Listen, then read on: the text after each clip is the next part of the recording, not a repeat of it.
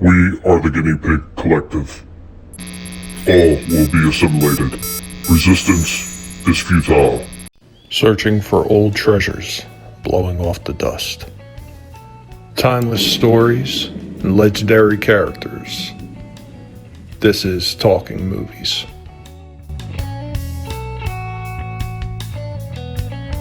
Hey everybody, what's going on? And welcome back to another Talking Movies. So on today's Talking Movies, we will be talking about the Ring Lardner Jr. screenplay written and based on the novel by Richard Hooker, directed by Robert Altman, 1970s MASH. Suicide is painless. It brings on many changes. Starring Donald Sutherland as Hawkeye Pierce, Elliot Gould as Trapper John McIntyre, Tom Skerritt as Duke Forrest, Sally Kellerman as Major Margaret Hot Lips O'Houlihan, Robert Duvall as Major Frank Burns, Roger Bowen as Lieutenant Colonel Henry Blake, Renee Abergonis as Father John Mulcahy, David Arkin as Sergeant Major Vollmer, Joanne Paflug as Lieutenant Dish, Gary Berghoff as Corporal Radar O'Reilly, Fred Williamson as Dr. Oliver Spear Chucker Jones, and of course, the rest of the cast and the characters that filled out the rest of the roles and made this movie exactly what it should have been. And the story goes as such. The personnel at the 4077th MASH unit deal with the horrors of the Korean War and the stresses faced in surgery by whatever means. The tone at the MASH is established by recent arrivals, surgeons Captain Hawkeye Pierce, Duke Forrest, and Trapper John McIntyre, the latter who Hawkeye knows he's met somewhere, but Trapper who won't divulge where, and whose antics can be best described as non-regulation. And in the words of one of their fellow mashers, unmilitary. The unit's commanding officer, Colonel Henry Blake, doesn't care about this behavior as long as it doesn't affect him, and as long as they do their job and do it well, which they do. Their behavior does extremely bother fellow surgeon Major Frank Burns and recently arrived head nurse Major Margaret Houlihan, who obtains the nickname Hot Lips. His will be done. Oh, Frank, my lips are hot. Oh, kiss my hot lip. Based on information they glean about her through underhanded means. We have got to share this with the rest of us. Frank. What the hell is that? Frank. This movie was absolutely hysterical, and it actually paved the way with its success for the MASH television series to begin airing. Now, of course, the basis for the movie, the characters were all pretty much taken from the book and not really changed a whole lot, but they went a little bit more over the top and slapstick once the television series rolled around, because every plot scenario that they had in the book was used during the movie. So there really was nothing left in the way of material to take further ideas for the television series. They had to pretty much come with everything on the spot. One of the standout features to the TV show obviously has always been that incredibly catchy theme music in the beginning and the end of the show.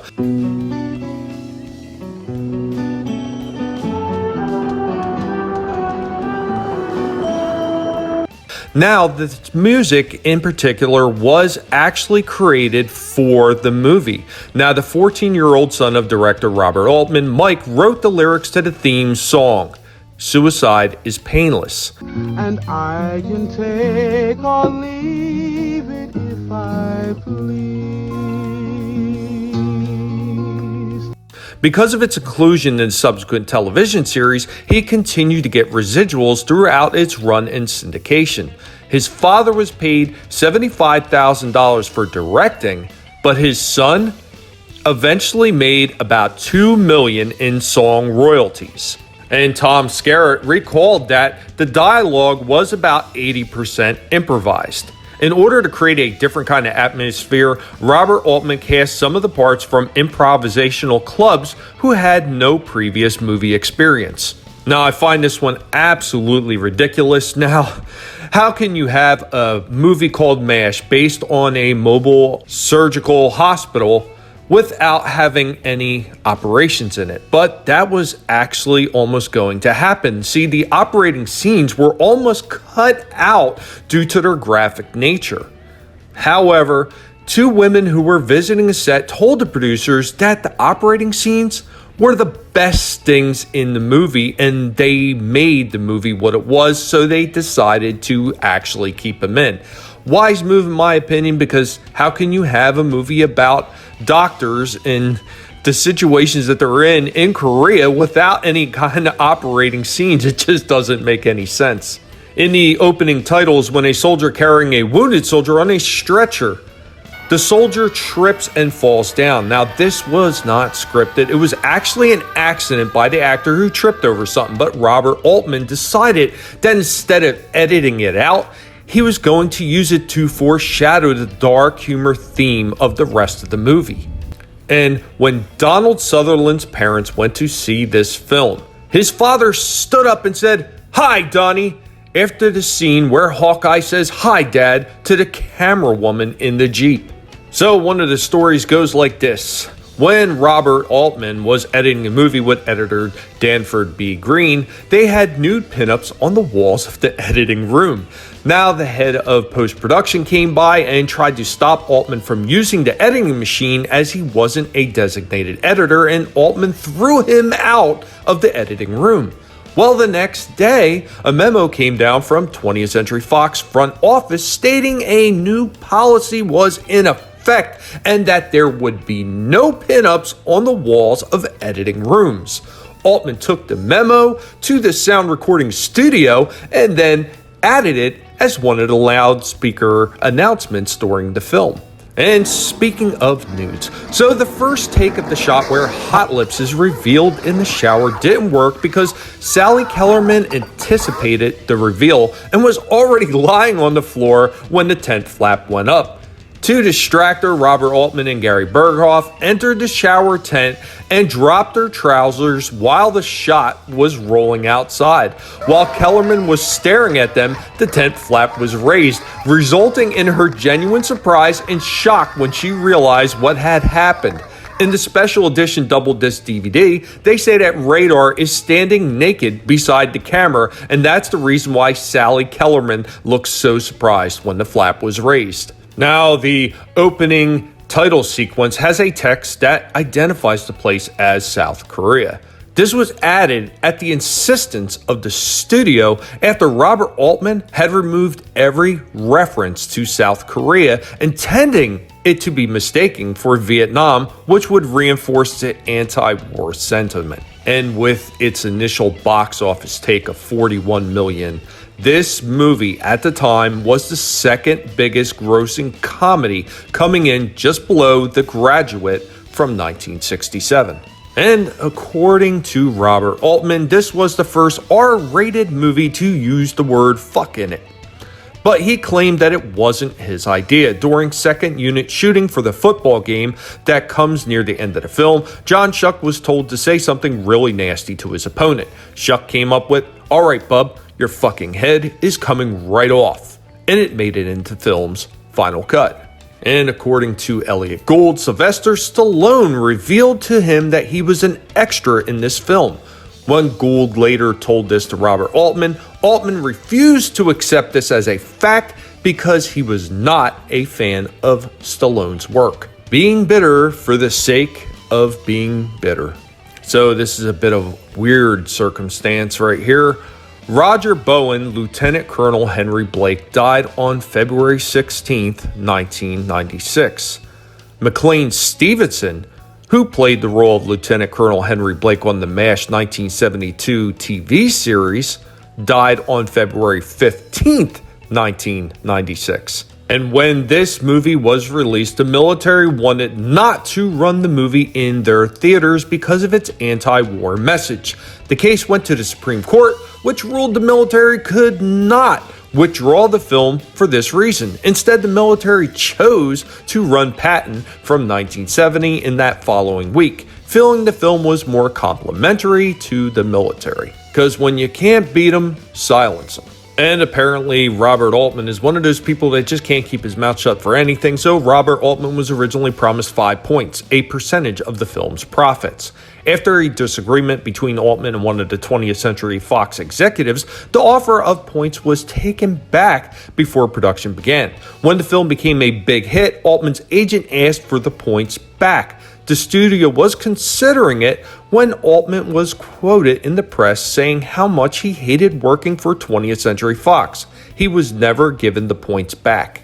And proving that Altman was not really the sharpest knife in the drawer, Altman didn't want Sally Kellerman initially because she was, get this fellas, too attractive. And he wanted unattractive actors and actresses. The whack job mentality has been around for a long time, people. I've been saying this. And to prove that his insults just didn't stop there, screenwriter Ring Lardner Jr. was the only Academy Award winner out of the movie's 5 nominations. Lardner practically disowned the movie when he saw that very little of his original script made it into the final cut. And while I'm on a roll, let's continue with it. So I had stated earlier how Altman had claimed that this was the first movie to use the word fuck in it. Well, this is actually a bunch of bullshit by Altman, because this is what this guy is. Yeah, the movie is really good, and he made a good movie here. You can't deny that.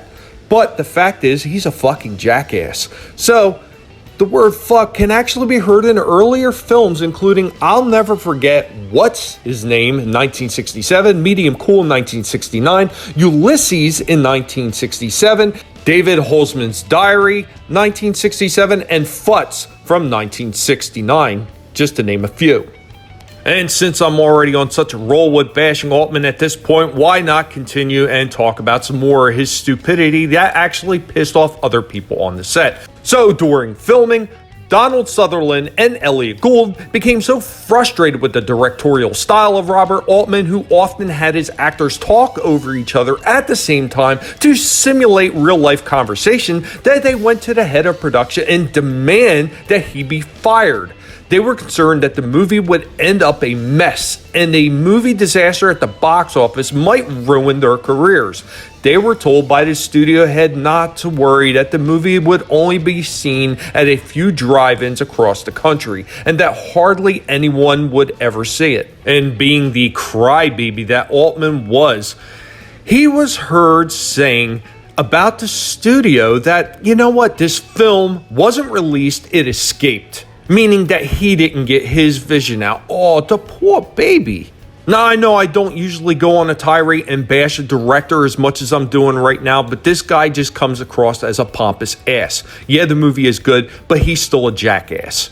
And Gary Berghoff, who plays Radar O'Reilly, is the only actor to get a permanent returning and reoccurring role in the TV series. And in case you didn't know, MASH stands for Mobile Army Surgical Hospital. They remained in the U.S. Army service until 2006, when the last one was donated to Pakistan. So the character of Major Frank Burns is actually a combination of 2 characters from the original novel, Captain Frank Burns and Major Jonathan Hobson. And 14 other film directors passed on directing this movie before it was offered to Robert Altman. Among those considered were Stanley Kubrick and Mike Nichols. And as far as actors who turned down roles, Burt Reynolds and James Caan both turned down the role of Trapper John. And in case any of you were looking for where does Sylvester Stallone appear in the movie, it actually takes place about 10 minutes into the film, as a soldier who's sitting there having lunch. And some of you may or may not actually get a giggle over this one. Maybe you might know about it. But there was a cartoon parody of MASH called Mush. in 1975, which aired on Saturday mornings on ABC during the 1975 to 1976 television season. It featured an all-dog cast modeled off the show's heroes, with names like Bullseye, Cold Lips, and Colonel Flake. MUSH stood for Mangy, Unwanted, Shabby Heroes. And just to further prove that Robert Altman was one of those early, I'm not even going to say it. Well, anyway, according to Malachi McCourt, he was the original choice for the part of Father Mulcahy because Robert Altman wanted a real Irish priest. Now, producer Ingo Preminger didn't agree, so the part ultimately went to Rene Arboganas. So let's just step away from that turd and let's get back to talking about some of the things about this movie and some of the things that were carried over from the novel. So there were many things that made it into the MASH movie and the TV show that actually came from the book and were in fact based on the real-life experiences of the author Richard Lee Hooker, whose real name was Richard Hornberger. There was in fact a real-life Klinger, a doctor in Korea who did dress up in drag. There was a real-life Margaret, a strong-willed head nurse who clashed with Hornberger, and a real-life Ho Jon, a Korean teenager who hustled and worked for the doctor so that he could move to America and get an education. The names were changed, but the people were real. The other characters, Henry, Blake, Duke, Trapper, were all anagrams of the people Hornberger did in fact interact with. This article describes the veracity of MASH, the TV show, and the movie to the real situations that the author experienced. And it helped capture the sarcasm and the heart of Hornberger himself through Hawkeye Pierce, whose sarcasm and heart helped his friends and patients sustain operating conditions that were primitive and often nearly hopeless. But Altman hated not only the TV show that came after the movie, but he hated the novel. He detested it and said that it was terrible. Now this is, I'm not going to do it. I promised myself I wasn't going to do it. I'm just going to move on into talking more shit about him, because when Ring Lardner Jr. visited the set, Altman at first glance decided to start giving him shit. Hey, somebody find the script. Here comes the writer. What a fucking jackass. So one of the major differences from the movie and the book is that in the book, Hawkeye was married to Evelyn Pierce and has several children and is faithful to his wife. In the movie, Hawkeye's still married with kids, but not faithful. And in the TV show, he becomes a full-out swinging single, a promiscuous and confirmed bachelor, very different from the super faithful family man of that book. So let's get on to some of the goofs, because we've already talked about the biggest goof of this movie of all times, I think quite enough. So the football helmets worn in the game are of a late 1960s vintage, with the familiar modern round shape and face mask. Now, a football game during the Korean War would have likely featured early model plastic helmets shaped like the older leather-style helmets with no face masks. So, one of the Japanese language versions of US songs played on Armed Forces Radio is Hi Lili Hi Lo, which wasn't written until 1952 and released in English that August, a year after the setting of this film. And the Japanese farewell song Sayonara, which plays over the PA speaker when Frank Burns is being taken away in the straitjacket, was not published until 1955. 2 full years after the fighting in Korea had ended. And throughout the film, characters are seen drinking 1970s-style cans of Pabst Blue Ribbon and Budweiser. In fact, during the Korean conflict, Pabst was not even available overseas.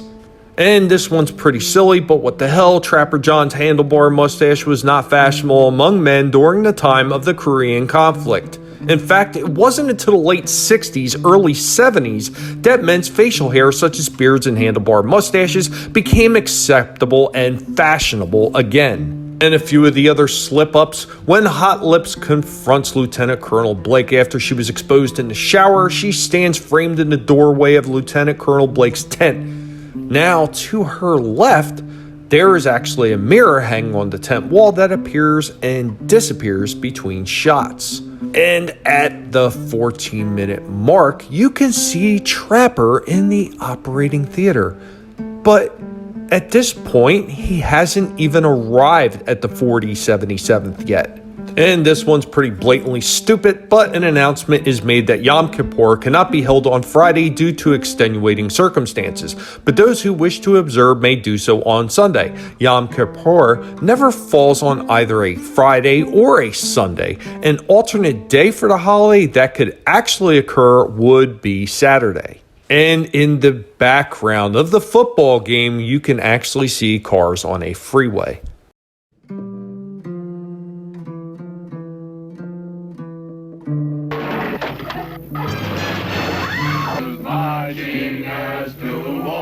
I think you will find these accommodating. They're quite dry. What are you two hoodlums doing in this hospital? Well, what's the matter with her today? Look, Mother, I want to go to work in 1 hour. We are the pros from Dover. Wonder how a degenerated person like that could have reached a position of responsibility in the Army Medical Corps. He was drafted. Then give me at least one nurse who knows how to work in close without getting her tits in my way. Our Father who art in heaven, hallowed be thy name. Thy kingdom come. His will be done. Oh, Fred, my lips are hot. Oh, kiss my hot lip. I should check with the military vicar's office. You see, I cannot give absolution to a man who is about to commit suicide. This isn't a hospital! It's an insane asylum! Oh my God, they've shot him! Hot Lips, you incredible nincompoop. It's the end of the quarter. Well, hi, Hot Lips. Does the big ass hairs move around a lot, Frank, or does it sort of lie there flaccid? What would you say? Hawkeye's questioning the major on a point of anatomy. Very professional, exchanging ideas. Watch out for your goodies, Hawkeye. That man is a sex maniac. I don't think Hot Lips satisfied him. At first they called me a hot lip, and you let them get away with it. And then you let them get away with everything. Anyway, guys, that's all I have for this one. Do you guys remember this movie? Have you seen this movie? Are you planning on watching this movie? Now, even though the director is a complete and total buffoon and a jackass, this movie itself is still a very good movie, mostly because of all the actors that were involved in it. So let me know what you think in the comments down below.